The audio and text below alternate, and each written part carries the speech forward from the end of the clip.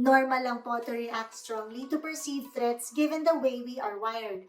Tao lang po tayo eh. Yun nga lang po, sa panahon natin ngayon, yung fight or flight response natin sa iba't ibang investment options na tulad nitong stock trading ay mahalagang ma-handle din natin ng mabuti.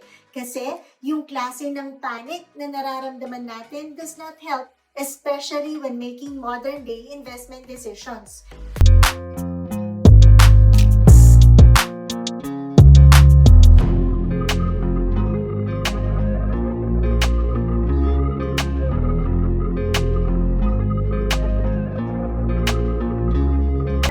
From Bramford Financials. Kamusta po mga ka-RFF?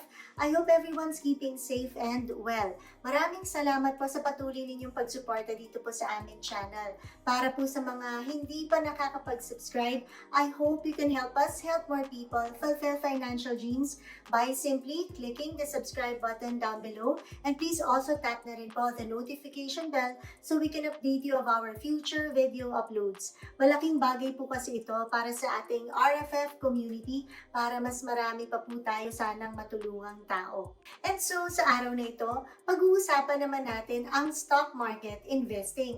Takot ka pa din bang mag-invest dito? According to the Philippine Stock Exchange or PSE, as of 2019, there is only less than 2% of the country's population who invests in the stock market. And in one of the surveys, ang mga nangungunang dahilan daw po ay ang kawalan ng pera ng mga Pinoy na pang-invest. Pangalawa, dahil nakakadinig ng mga naluluging kaibigan kaya takot mag-invest dito. At yung iba naman ay traditional pa din na pag hindi guaranteed ang returns, delikado na agad ang tingin nila dito. Nakakalungkot, di po ba? Dahil karamihan pa rin ng mga Pilipino ay takot pa din talagang mag-invest sa stock market. Yet amidst all of these fears and imaginary horror stories, alam niyo ba na ang stock market is still undeniably one of the most reliable, high-earning investments over the long term? Kaya pagdating po sa pag-i-invest or pag-iipon, aside from having a business or some other income-generating product or activity, di ka rin dapat umiwas sa mga investments na tulad nito. Hindi po porkit hindi tayo pamilyar dito, ay hindi na rin po ito makakabuti sa atin. And so for today, we will be talking about how to help you control fear of the stock market. Here are 5 tips. First on the list would be, do your homework. Educate yourself. You have to know that investing in stocks is not gambling. Alam naman natin na in gambling, everything is by chance. At hindi po ganyan ang stock market. Binubuo po kasi ito ng mga malalaking kumpanya na may mga totoong lehitimong negosyo at proven track records. Kung iisipin natin, kahit anong bagay naman po, nakakatakot kung di mo pag-aaralan at sasanayin ang sarili mo dito, di ba? So take the time to learn about the companies you're interested to invest in. Halimbawa, tignan nyo ang mga financial reports nito, the management teams behind them, at business plans and projects nila for the future. Ang pagbibili ng stocks ng mga kumpanyang pinaniniwalaan mong maganda at may potensyal na umunlad sa tamang panahon ay hindi maituturing na sugal. Lalo naman po kung informed naman ang ating desisyon dito. Pag-aralan mo din kung paano kakikita sa stock market. When you invest in a stock and buy its stocks, you automatically become a part owner of that corporation. This allows you to earn it 2 ways. Una, through dividend income. At ang pangalawa naman ay through price appreciation. At pag naka-invest ka na, pwede mo pang palawakin ang iyong kaalaman to understand the dynamics of the stock market. Tulad ng kung kailan magandang bumili at kailan din naman pong okay nang magbenta ng stocks or shares mo. Remember, don't just rely on what you hear from other people. Kailangan ikaw mismo pag-aralan mo kung paano lalago ang pera mo dito, ang mga benefits nito, risks, at kung tugma ba ito sa mga plano mo sa buhay. Remember also the lessons we've all learned from the 2008 financial crisis. Diba dahil doon natutunan natin na life goes on, markets recover, and those who try to time volatile markets often lose out. But the investors who kept their heads up and put capital to work during the worst of the financial crisis eventually made out the best. At ngayon, kahit hindi pa po tapos ang COVID-19 pandemic, meron na naman tayong hinaharap na bagong krisis, ang pagtaas ng krudo at ang nakakalungkot na Russia-Ukraine war. Sana ay wag naman po tayong magugulat na magiging volatile na naman ang markets natin. At sana rin po mai-apply na din natin ang mga lessons na natutunan natin sa nakaraan na financial crisis. Again, sabi po ni Mr. Rex Mendoza, we should not let a good crisis go to waste. Huwag po nating hayaan na kontrolin tayo ng takot natin. Huwag mag-panic, pag-aralan, and take advantage of the opportunities that market lows can present dahil sooner or later, baka magsisi ka kung bakit hindi ka naka-invest at a time na mabababa pa ang presyo. Another tip is tip number 2, which is start small. As with anything, take baby steps muna and get the hang of it before you jump right in. Kung ini-invest mo ang lahat ng savings mo at nalugi dahil sa market crash, you'll definitely be traumatized to invest your money again, di ba? Binuhos mo kasi lahat eh. Take little steps lang. Huwag mo din gamitin ang savings or emergency funds mo for investing purposes dito. At kung kumikita ka na, a good rule of thumb is always set aside at least 10 to 20% of your monthly income to savings and investments. Again, hindi po kailangan lahat ha, at depende po yan on your circumstances. So, kung halimbawa, single ka, pwede sigurong mas malaki ang isi-set aside mo. Kung pamilyado ka naman or breadwinner, maybe lesser would be more realistic kasi nga, may iba't ibang obligasyon ka na rin. Start investing a small amount first and then, once you see your money begin to grow, you'll be more confident na in investing in the stock market. And so another tip would be tip number 3, which is have a big picture perspective. Periodic market volatility, market corrections, and bear markets are a normal part of investing. The markets tend to go up over time but don't do so in a straight line. Alam niyo ba na ang stock market ay nakaka-experience ng volatility miski sa mga panahon na maganda ang economy ng isang bansa? Marami po kasing factors ang nakaka-affect ng presyo ng stocks. Nandiyan na po ang supply and demand, investor sentiment, mergers and acquisitions, calamities, at kung ano-ano pa. Importanteng malaman natin na normal para sa markets na mapagdaanan din ang bear market phase on the average kada 6 na taon. So knowing this, dapat we also know na how to manage our expectations and emotions.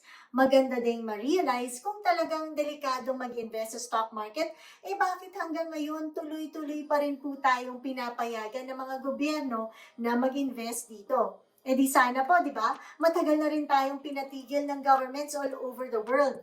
Which leads us to our next tip.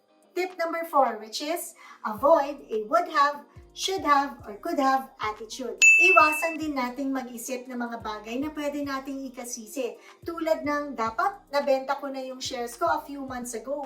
Or I should have seen this coming. Sayang. Alam nyo, miski expert trader ka man, or magaling na fund manager, wala kang bolang kristal para ma-predict kung anong pwedeng mangyari in the future. Always thinking about the kind of actions we took or should have taken is just going to be counterproductive. Ikaka-stress mo lang ito. Kailangan aware tayo sa iba't ibang klase ng mga pag-iisip na ito na hindi naman po nakatutulong sa atin. Ang tawag daw po dito ay cognitive biases. Ano nga ba ang mga yon? Yung una ay loss aversion. Ito daw po yung theory na ang mga tao daw po ay nakakaranas ng pain of loss about twice as strongly as the pleasure they feel in the midst of a gain. Ito ay isang malaking dahilan kung bakit mas matindi ang nararamdaman natin whenever we suffer a financial loss. Another is the concept of anchoring, which occurs when we have a particular number or starting point in mind. Common daw po ito sa mga investors who anchor on the highest value that their investment has reached. Halimbawa, kung yung portfolio mo was 200,000 pesos last October and now it's doing 185,000, siguro ang pakiramdam mo ay natalo ka na agad ng 15,000 pesos. Thinking this way ignores the fact that a year ago, the portfolio was only 180,000 and 5 years ago, it was just 135,000 pesos. So, dapat naiisip din natin na at 180,000, yung portfolio value mo ay mataas pa din.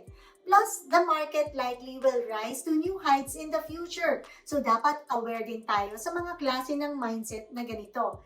Having said this, leads us to our last tip.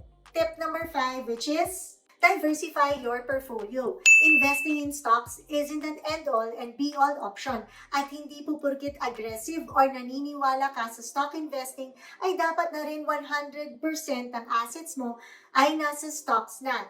An investor must have different assets pa rin in his portfolio, tulad na lamang po ng equity mutual funds, bond funds, money markets, or even real estate.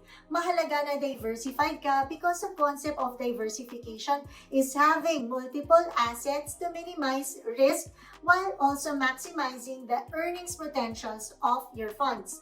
Kung sanay kang mag-diversify, wala pong dapat dahilan para matakot ka sa stock market dahil in a diversified portfolio, investments that are less risky can provide cushion for potential losses in higher risk investments. Magandang mag-diversify kasi nasi-spread out mo ang exposure mo sa iba't ibang klaseng kumpanya. Kaya di ka kakabahan kung may ilan ditong hindi na maganda ang performance later on. Importante din na pag long-term investor ka, huwag ka din pong mayat-maya sumisilip ng portfolio mo ha. Futile exercise kasi ito. It is for the same reason that dieters shouldn't also weigh themselves every hour. San ka naman nakakita ng yung isang nagda-diet na tao ay kada oras nagtitimbang din ng weight niya, di ba? Tulad po ng stock market. As you take in and out food and water, it's also common for your weight to fluctuate throughout the day. At pag sinisilip mo ang timbang mo every hour, the frequent changes can only mess up with your emotions and even lose sight of the big picture. Kaya tulad din po ng stocks, ang madalas na pag-check ng portfolio can also create a similar reaction, so dapat nating iwasan ito kung hindi naman po natin ito propesyon. In the end, normal lang po to react strongly to perceived threats given the way we are wired. Tao lang po tayo eh. Yun nga lang po, sa panahon natin ngayon, yung fight or flight response natin sa iba't ibang investment options na tulad nitong stock trading ay mahalagang ma-handle din natin ng mabuti. Kasi yung klase ng panic na nararamdaman natin does not help, especially when making modern day investment decisions. So, as with anything, always begin with an end in mind. Tulad ng pag-i-invest ng stock market, tanungin mo rin muna ang sarili mo. Alam mo ba ang klase ng investment na pinapasok mo? Ano ba ang risk appetite mo to begin with? Time horizon and objectives mo. Dahil kung alam mo ang mga sagot dito, makakatulong ito para mabawasan ang takot mo pag nagiging volatile na ang stock market investments mo. And so with that, I hope you've learned something new today in our quick tips to help you control your fear of investing in the stock market. If you think you have friends or relatives who might be in need of these contents, I hope you can share this video with them. And for those who haven't yet, please do subscribe to our official YouTube channel, Rapper Financials, and tap the bell button for our future video uploads. Again, this has been June Fernando saying thank you so much for watching, for the continued support, and we'll see you in our next video. Stay safe and God bless.